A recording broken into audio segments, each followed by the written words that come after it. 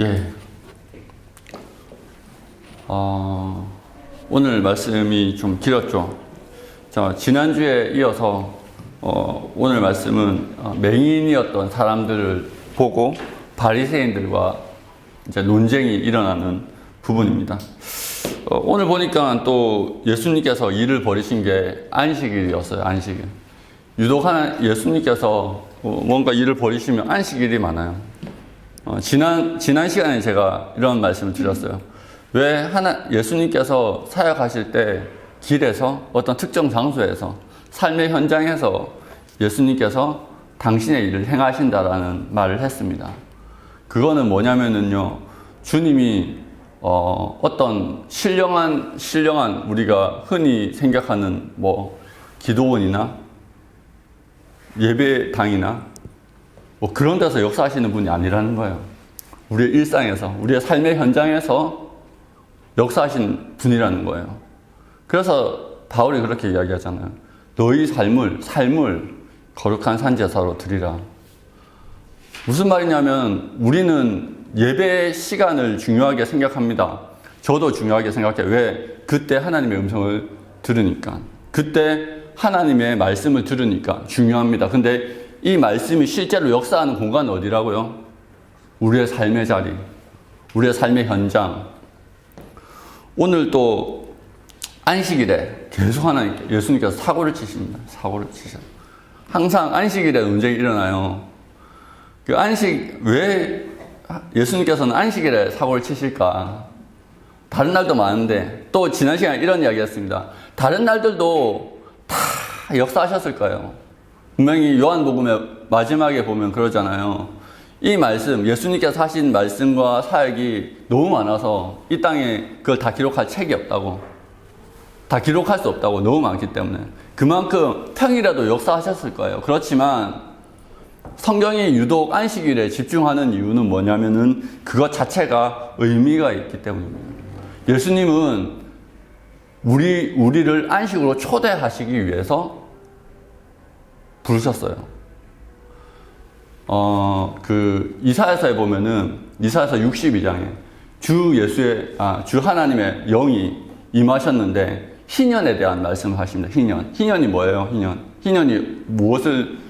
희년이 몇 년에 한 번씩 다가오죠?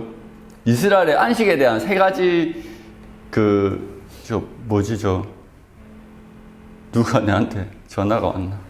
저 좀 뒤집어 주세요. 왜? 전화 잘 안 오는데. 자, 여러분, 희년이 뭐예요? 희년은요, 구약에 보면은 그 안식에 대한 세 가지 날과 절기가 나옵니다. 첫 번째 안식일, 그렇죠? 그 다음에 뭐가 나오죠? 7년에 한 번 안식년이 나오죠, 그렇죠?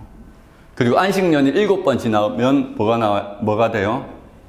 희년이 되는 거예요. 주빌리. 희년에는 어떤 날입니까? 희년은요, 원래 이스라엘 백성들이 하나님께서 나눠주신 각자 땅이 있어요. 땅이 있어요. 그 땅이 원래 주인에게로 돌아가고, 그리고 삶이 힘들어서 자기 자신을 판 사람들 있잖아요. 노예가 된 사람 있잖아요. 다른 사람의 종이 된 사람 있잖아요. 그 종들이 해방되어서 다시 자유민으로 돌아가는 거예요. 완전한 자유를 얻고 완전한 회복의 날이 희년입니다. 예수님께서 이 땅에 오신 목적이 뭐냐면요, 그 완전한 회복, 완전한 안식, 완전한 회복을 위해서 이 땅 가운데 오신 거예요. 완전한 자유를 위해서. 그래서 이 성경에 예수님께서 일하셨을 때 안식일에 집중하는 이유가, 예수님께서 오신 그 목적이 그것을 회복하기 위해서, 완전한 안식일을 회복하기 위해서 우리 가운데 오셨기 때문입니다.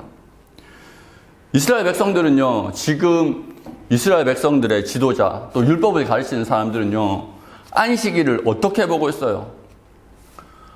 안식일 날 무엇인가 했다고 예수님을 계속 공격하잖아요. 무엇인가 했다고 공격하잖아요. 이 유대인의 지도자들은 안식일을 어떻게 보고 있는 거예요? 아무것도 안 하는 날, 일하지 않는 날에 꽂혀 있는 거예요. 근데 안식일은 뭐라고요? 해방되는 날, 회복되는 날, 그래서 참된 쉼이 있고 자유가 있는 날. 여러분 혹시 수술해 보셨습니까? 수술. 배 한번 째보셨어요? 배 한번 째보셨어요? 저는 2번을 쨌습니다. 2번을 쨌는데 탈장 때문에 군대에서 다쳐가지고 탈장 때문에 배를 양쪽을 쨌는데 이게요 다쳐서 이제 째잖아요. 배에 힘이 안 들어가잖아요. 움직이지를 못해요. 가만히 있는데 그거는 쉼이 아니죠. 고통이죠. 회복되어서 멀쩡히 걸어서 다니는 게 쉼입니다. 회복입니다. 그게 자유입니다. 다친 사람은요, 가만히 누워있는 게요, 고역이에요. 그건 안식이라고 할 수 없어요. 여러분, 하나님께서 천지를 창조하실 때, 지난번에도 한번 이야기했던 것 같은데, 6일 동안 창조하시고 마지막 날 쉬잖아요. 안식하잖아요. 7일째 되는 날. 그 다음부터 쭉 뭘 하실까요? 안식하십니다. 성경에 보면요, 하늘나라의 장면이 나와요. 특별히 요한계시록에는 자주 나오죠. 몇 번이 나옵니다. 그런데 하늘나라 보면 뭘 하고 있어요? 하늘나라의 광경을 보면 뭐 하고 있어요? 예배하고 있죠. 그죠? 예배. 하늘나라에서 드려지는 예배가 나옵니다. 하늘나라에서 드려지는 예배가 무엇일까요? 여러분 한번 생각해 보신 적 있습니까? 그냥 우리가 이렇게 드리는 막 앞에서 목사 이야기하고 하나님 말씀하시고 여러분들 앉아서 듣고 그게 예배 같아요? 찬양하고 그게 예배 같아요? 아니요. 창세기 1장 보면은요, 하나님께서 인간을 창조하시고 에덴에 사람을 두셨어요. 아담과 하와를 두셨어요. 그곳에서 사는 것 자체가 예배라니까. 예배는 뭐냐요? 월십이잖아요. 월십. 월십의 뜻이 뭐예요? 그 가치를 인정한다는 거예요. 그분이 우리 가운데 주시는 그 아름다운 것들을 보고 기쁘고 인정하고 그게 예배라는 거예요. 하나님께서 우리 가운데 주신 사랑과 하나님께서 우리 가운데 주신 재물과 하나님께서 우리 가운데 주신 양식을 받고 기뻐하고 그로 인해서 하나님을 찬양하는 게 예배인 거예요. 예배를 다른 말로 하면요, 이거는 조금 너무 나갔나? 놀이에요. 하나님 앞에서 노는 거예요.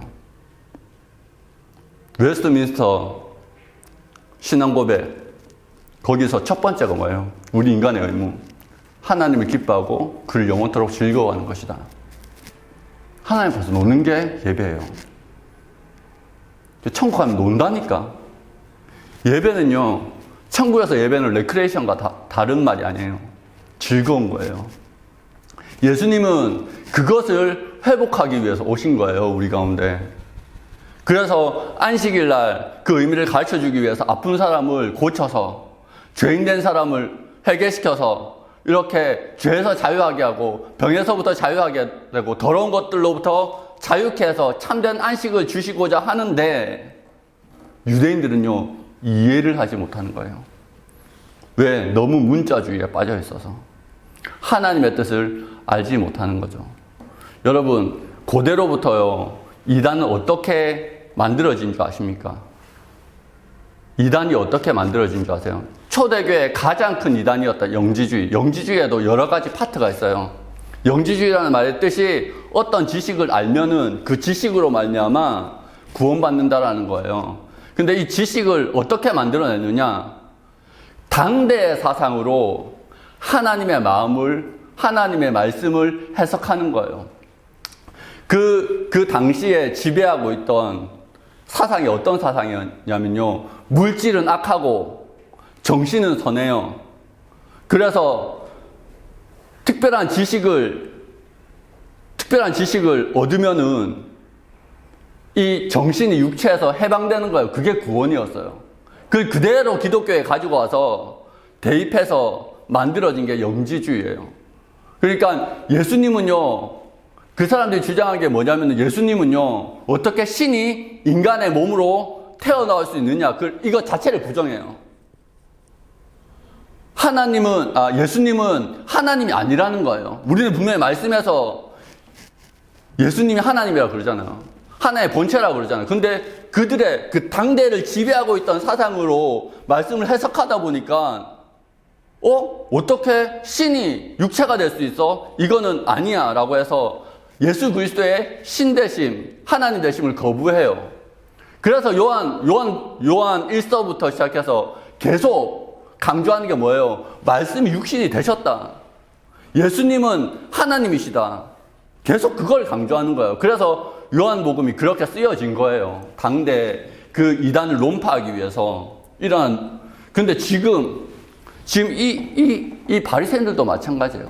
자기가 생각한 옛날에 배웠던 그것으로 예수님의 그 지금 나타나신 예수님의 그 삶을 해석하려고 하니까 해석이 안 되는 거예요. 그래서 그 맹인에서 이제 치유함 받은 이 사람한테 와가지고 이해가 안 되니까 계속 물어보는 거예요. 진짜냐? 사실이냐? 부모한테도 물어보고. 아니, 분명히 눈앞에 보면서도 믿지 못하는 거예요. 눈앞에 보면서도. 여러분, 그런 사람 있어요. 자기의 세계관을 깨기 싫어하는 사람. 눈앞에 명확한데. 여러분, 우리는요,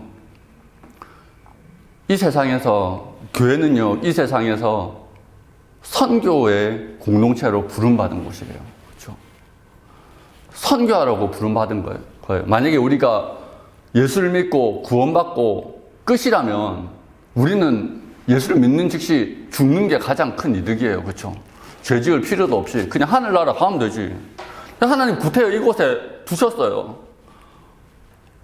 예수님께서 그 제자들 이 땅에 두시면서 하신 말씀이에요. 하늘과 땅의 모든 권세를 나에게 주셨으니 너희는 가서 아버지와 아들과 성령 이름으로 세례를 주고 내가 가르쳐 분부한 모든 것을 가르쳐 지키게 하라. 볼지어다 내가 세상 끝날까지 너희와 항상 함께 할 것이다 라고 말씀하셨잖아요. 우리의 목표는 뭐예요? 선교예요. 선교.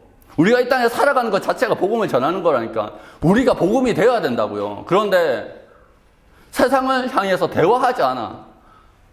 세상에 나가서 말하지 않아.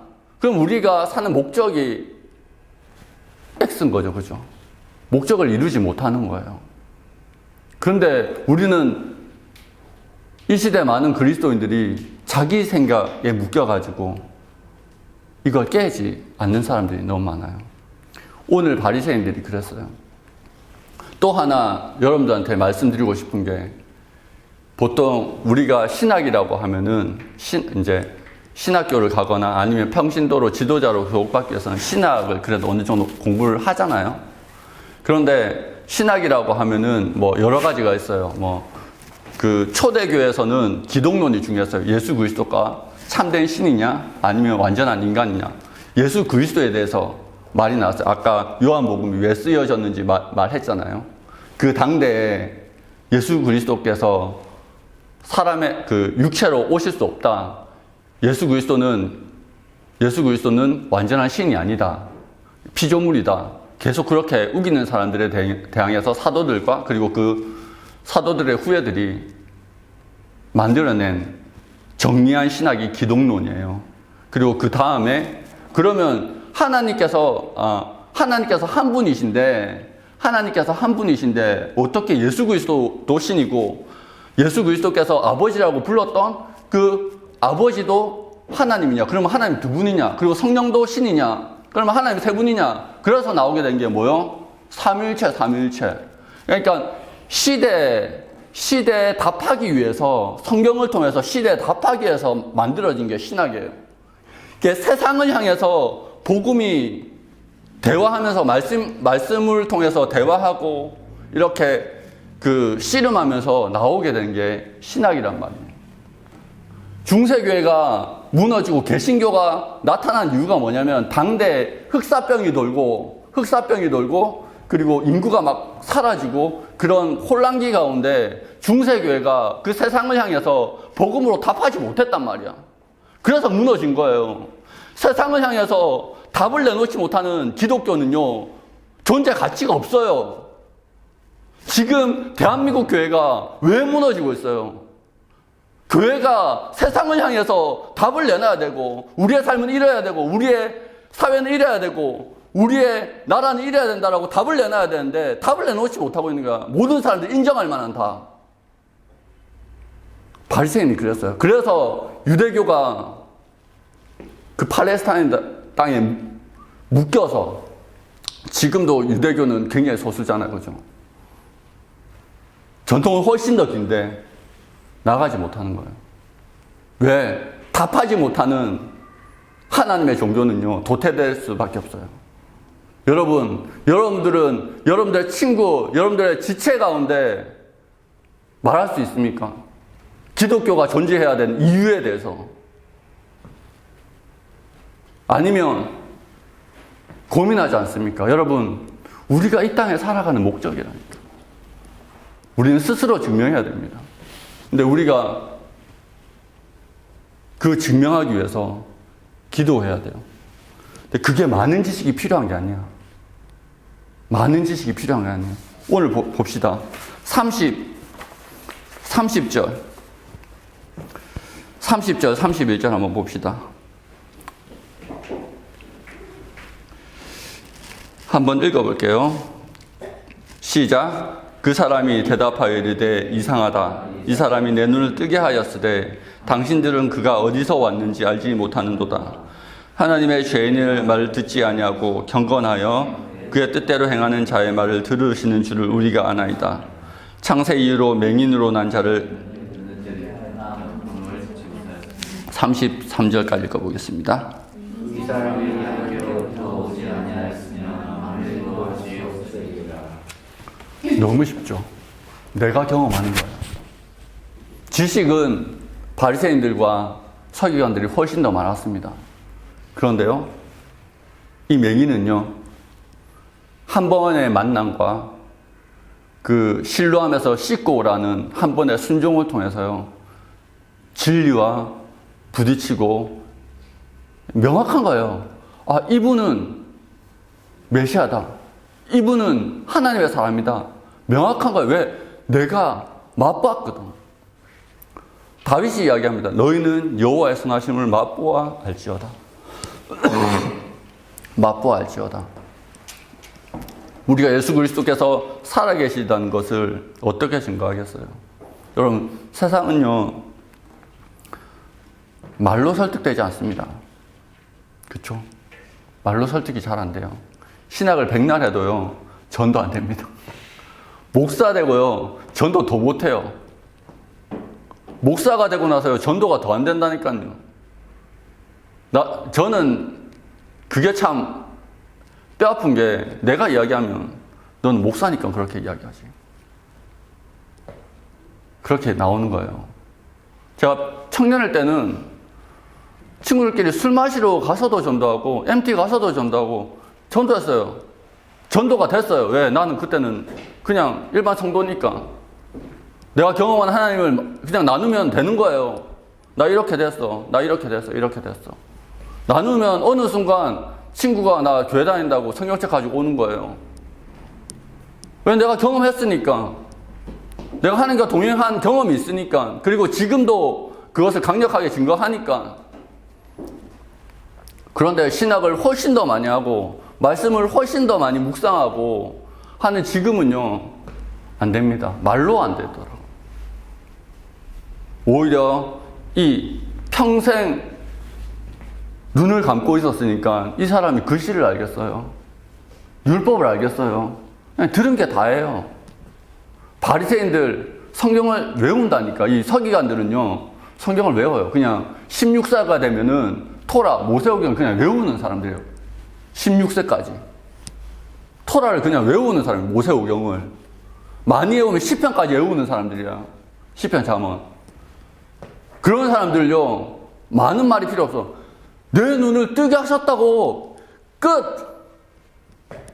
그걸 보고, 그걸 경험하고, 그걸 들은 사람이 지금 이 말씀 안에는 논쟁이 되지만요, 그 옆에 보는 사람들은요, 그 예수 그리스도의 능력과 권세와 그 은혜를 인정할 수밖에 없게 되는 거예요. 여러분들한테 많은 신학을 공부하라는 게 아닙니다. 자, 그걸 숙제로 내주는 게 아니에요. 기도하라는 거예요.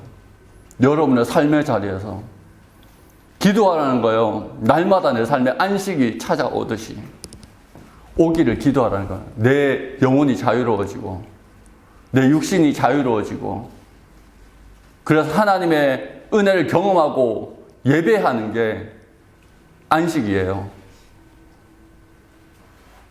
주일은요, 안식을 배우는 날이에요. 날마다 안식을 경험하는 거는요, 날마다의 삶에서 안식을 경험해야 되는 거예요. 하나님이 주시는 것을 누리면서. 그게 안식이에요. 그게 없으면요, 주일날 나와도요, 네, 일상에 일이 안 풀리잖아요. 주일날 나와도 예배에 집중 안 되잖아요. 그쵸? 계속 생각이 나잖아요. 내일 뭐 해야 되고.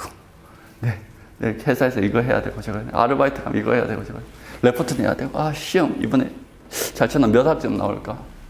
고민하게 되잖아요. 여러분, 일상에서 안식을 누리지 못하는 자는 예배 가운데도 안식을 누리기 힘듭니다. 안식이 뭐라고요? 참된 안식. 참된 안식은요, 여호와를 경험하는 거예요. 예수님을 경험하는 거예요. 하나님이 이곳에 계시군요. 하나님이 나에게 이런 은혜를 주셨군요. 그거를 경험할 때마다 우리의 마음에 얼마나 안도되는지, 얼마나 힘이 되는지. 저는요, 주일에 제일 안식이 없어요. 토요일 저녁까지 막 머릿속에 생각이 너무 많은 거야. 내일 뭐 하지? 안식이 없어요. 주일은 안식이 한 날이 아니라니까. 평일날 안식해야 돼요.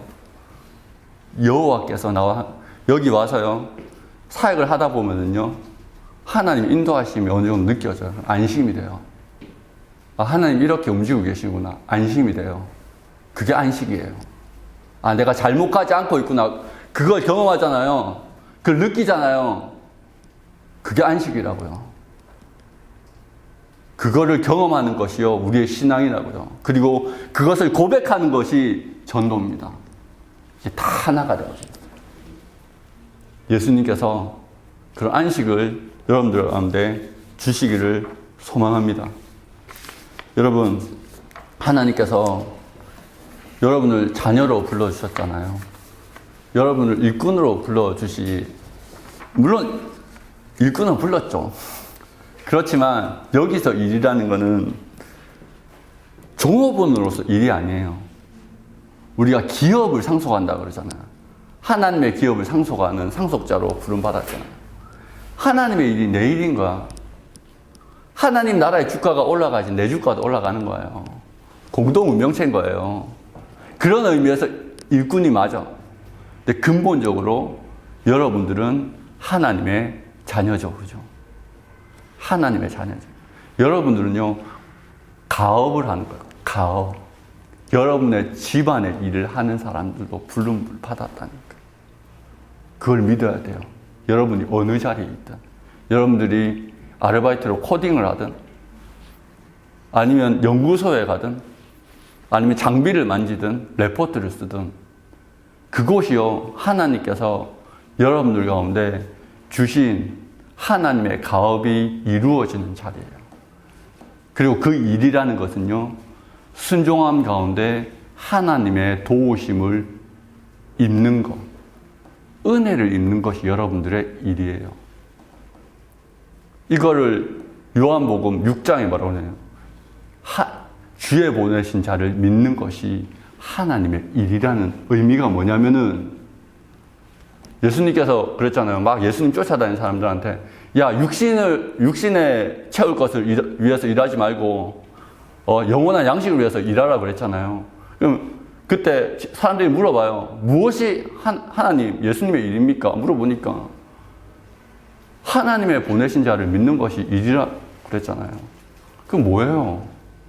하나님의 은혜를 경험하는 것. 순간순간 삶의 자리에서 하나님의 일을 경험하는 것이 여러분들 일이에요. 하나님의 일을 하세요. 여러분의 삶의 자리에서 하나님의 은혜를 경험할 수 있도록 하나님 앞에 깨어 있으세요. 설거지를 하면서도 기도할 수 있어요. 그죠? 코딩을 하면서도 기도하세요. 아르바이트를 하면서도 기도하십시오.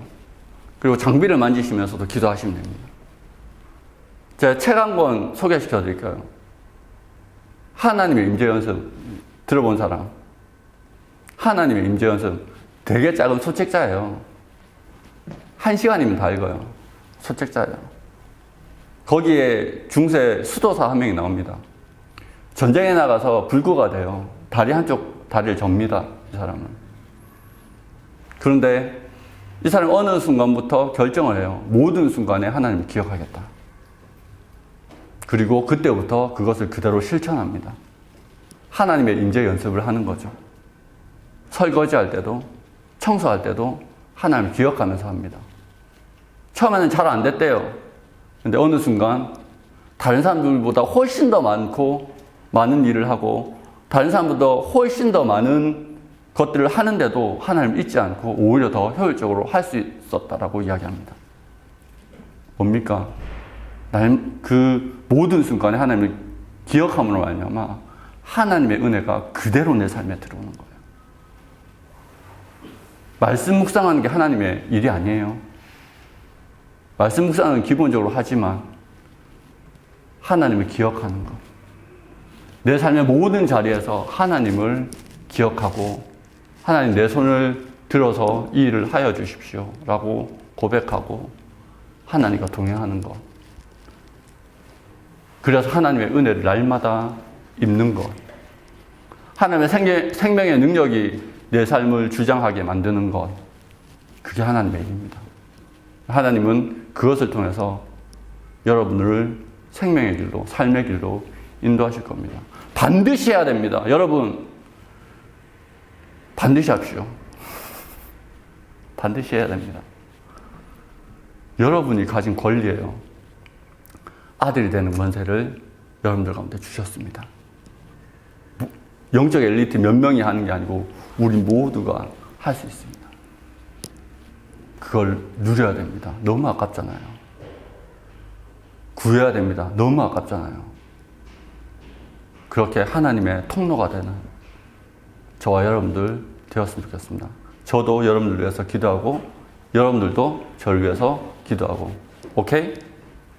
아멘입니까? 예, 기도하겠습니다. 하나님 아버지 주의 은혜를 감사합니다. 주께서 우리를 사랑하셔서 우리를 자녀 삼아 주셨는데 우리가 자녀의 권세를 누리지 못하고 아니 인식조차 하지 못할 때가 너무나 많습니다.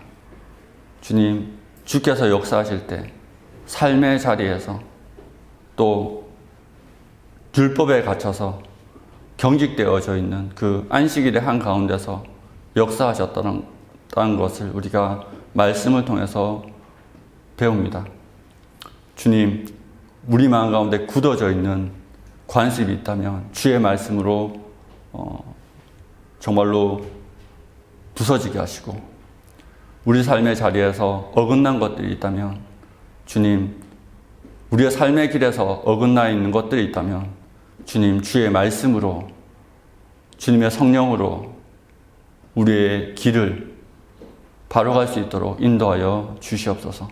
주님, 우리가 주님 안에서 그렇게 자녀의 권세를 누리며 이 세상에서 승리하며 주의 복음을 전하는 자로 살아가기를 원하오니 주님, 우리를 통하여서 일하여 주시고 주께서 우리를 통하여서 영광받아 주시옵소서. 이 모든 것을 주께 맡기오며 우리를 구원하신 예수 그리스도 이름으로 기도합니다. 아멘.